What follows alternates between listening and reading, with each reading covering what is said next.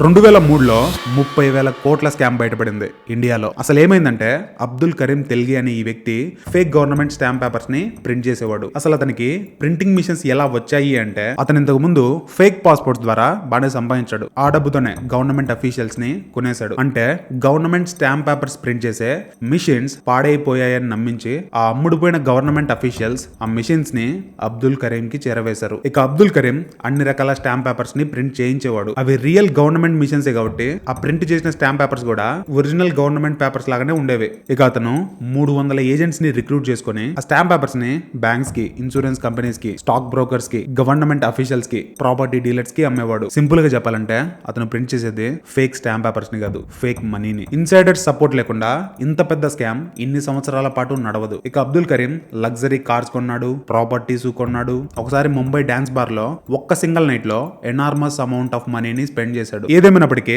ఒక్క ఏజెంట్ దొరకగా మొత్తం నెట్వర్క్ అంతా బయటపడింది.